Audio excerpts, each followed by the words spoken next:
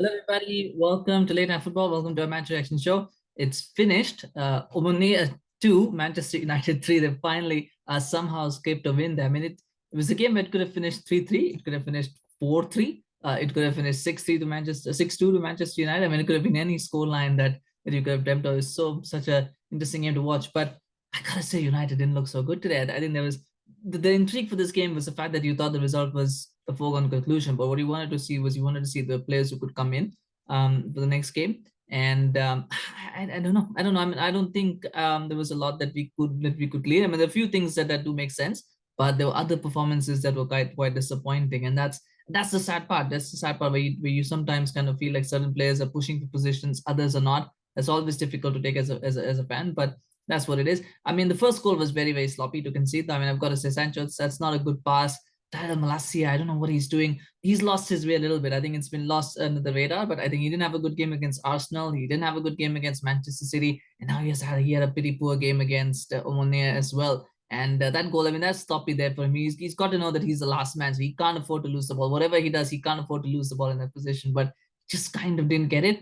And it's a breakaway. Fair play to Omonia, by the way. That was not the first time where they broke on Manchester United. That was the second or third time. They were doing that quite consistently. They knew that if they that what they had to do was if they stayed compact, they stayed in their shape, there would be opportunities to play because United are not that fast, tracking back. And so they did that. And then the worst part is that there were a few players who didn't track back properly. I mean, Sancho as well didn't run back to cover the angle. The shot he wasn't tracking back very well either. It was 3-on-1 at one point, by the way. And that's not acceptable. That's never acceptable in at any level. And to expect and to have that against a team like Omonia, I mean, that's just criminal. And it's a goal finish from I can't pronounce his name right now, but I know it down here. Ansarifard with a good finish, and it's 1-0 to Omonia, and you're thinking to yourself at halftime, it's 1-0, and you're thinking, oh my god, are United going to lose this game? Because I got reminded of Istanbul Başakşehir. If you remember that in 2020, I believe that was when the same situation came into the game. You thought they were going to win,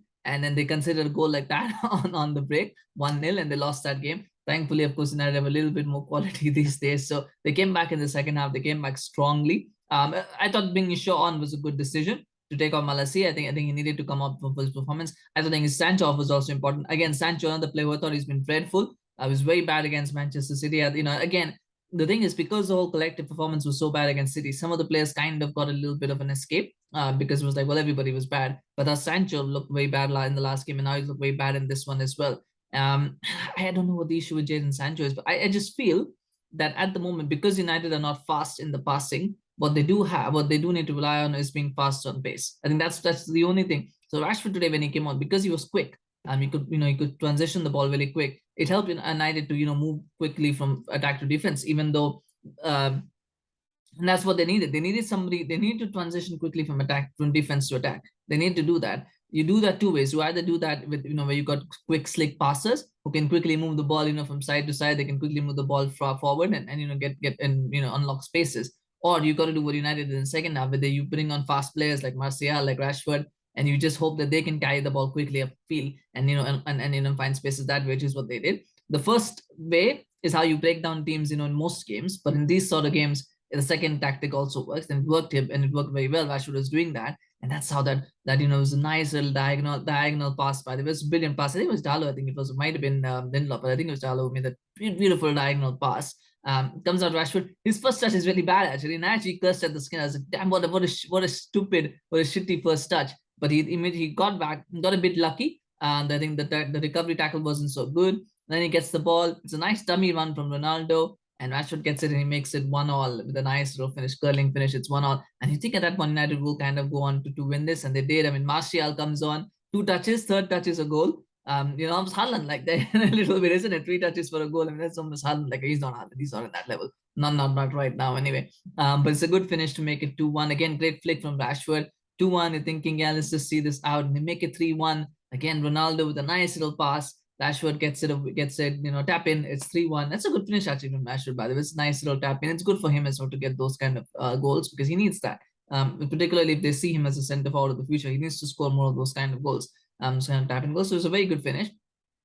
At 3-1, you think, yeah, it's all game over. Let's wrap this up. Let's talk about it as a very bad first half, but a good second half, and we all go home and sing along. Unfortunately, United don't do easy, and so they conceded a second. They made it 3-2, allowed Kakulis to score. And I mean that's just again such a bad defending. It's just switch off, isn't it? It's about like thinking, oh, the game's done, we've won, let's all go home now. And they just forgot that there was 10 minutes to play or whatever, 8 minutes to play, and they let Omonia come and score, and now they've got to look at 3-2. They still could have wrapped it up. I mean, Ronaldo really. There was a chance that Rashford, he was on goal, he was through on goal. He tried to be unselfish and pass it to Ronaldo. I don't know why he tried to do that. He should. I mean, in all the circumstances, even at 3-2, I would say, yeah, you've got to try and find Ronaldo. But the thing is, he scored 2 goals. He's on a hat trick, so he's got to back himself to score. You do that, and I know what he was trying to do. He was trying to help Ronaldo get a goal, get his confidence. But the reality is, you don't do that at 3-2. You do that at 4-2, 5-2. You do that. You don't do that when you're only 1 goal up with one few minutes left. You've got to try and kill the game off first, and I think that was not good game management.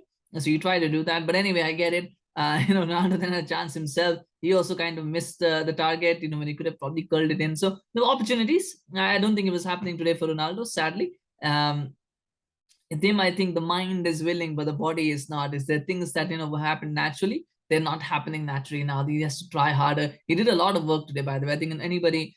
His work rate was good. His link up play was not too bad as well, and he looked a lot more involved in the game. The problem for him is that he's not getting those goals because I don't think he has that match sharpness, and unfortunately, he's not a starter anymore. And the problem, for any other player, I would say that's great because that's his role now. He's gonna have to. He's not a player you can rely on to play. To give you 8 out of 10, 7 out of 10 performances week in, week out. He's no longer that player. He's going to play once a week. He's going to play these sort of games. He can't play in the Premier League anymore. The problem is it's Cristiano Ronaldo. Any other player, they'd be like, that's fine, but it's Cristiano Ronaldo, so he gets a lot of stick for that. But nonetheless, I thought he had a decent game. Not a great game, but he was a solid 7 out of 10, I would say, if you were doing ratings and stuff like that. I don't think he's going to start. I don't think I don't think he was going to start anyway on the weekend, but I think it's quite clear now that Antony, Martial, and Rashford will be the front three going forward. I think that's what it is. For me, Sancho, yeah, he's got to come off as well. I mean, in a team that is more possession oriented, maybe he could have looked better. But right now in this team, he just sticks out like a sore thumb. I just don't see how he fits in. He's not fast. He's not fast in pace. He doesn't look very fast in passing as well. His passing doesn't look very sharp either. So I just don't see what he brings to the team at the moment. So yeah, he's got to spend some time out as well. And then the Luke Shaw probably is going to come in as well. I think he had a good second half. Again, he's responded well to being dropped, which is great. I don't think he's a bad player. Unlike Maguire, I do think Shaw has the technical ability to succeed at Manchester United. I mean, he may not have the physical attributes. I mean, his physicality, his weight will always be an issue. His physical, status will always be an issue. But his technical ability is not bad. He's actually pretty good technically. He's got a good cross on him. He can pass. He can do a lot of things. It's just whether he can keep himself fit. That's the issue. So I do think he's responded well to being dropped. I think he had an average game against City, which when you compare with everybody else, I don't think it was that bad. I think he had an average game. The goals were very bad, by the way. He was at fault for the goals, but considering all things considered, I think he was just about the same as everybody else. But today he had a good game. He looked sharp, and I think he deserves a start now against Everton because Malacia has had 2 bad games in a row. So I think he deserves a start. And then you come to Casemiro, and I am not sure about Casemiro. So here's the thing: I don't think Casemiro was bad, but I don't think he was good either. I mean, some people might point to the fact that the first goal, where was he? Because he's got to get back in defensive position and help out, but he was up for the corner, so you can kind of excuse that. I don't think the thing is in a game like this you expect to keep a clean sheet. So the fact that he has not kept a clean sheet immediately says, okay, what did Casemiro contribute then? Because he's not done his defensive job, so to speak. And I don't think he had really had a hand in any of the goals, so he's not really contributing at the side. So what does he bring? And for that reason, for me, I think if Erik ten Hag starts McTominay, I will say that's understandable. I wouldn't say that's a good decision. I wouldn't say that's a bad decision. I'll just say that's understandable because I don't think Casemiro today looked like the player. He didn't look like he played. Sometimes you have performances where you go, this guy's now undroppable. We can't drop him because he's played so well. We can't drop him for the Everton game. I don't think Casemiro put in that performance. That for me is, well, if he starts, it's fine. If he doesn't start, it's fine. For me, that's my opinion. And you can let me know what you think, of course. But for me, I wouldn't be surprised if he didn't start. That's the way I would look at it. So let me know what you think, of course, your thoughts. And of course, on the game itself, on Casemiro, do you think he should start? Always love to hear, of course, from you guys. Smash a like for Rashford. Rashford was the man of the match. I think he played well, 2 goals and an assist. I don't think you can look beyond that. He did have a very good second half cameo. Looks sharp as well. Hopefully he can continue this form. Player of the month, Premier League player of the month as well. So yeah, let me know as well. What did you think about his game? And smash a like if Marcus Rashford is your man of the match as well. And remember to subscribe to our channel, of course, on YouTube, follow us on Facebook. We'll do a few more videos, of course, this week, and then we've got the weekend of games coming up. So when you subscribe, you do get notified to all the videos that drop. Thank you so much for watching. We'll see you again soon. Bye-bye.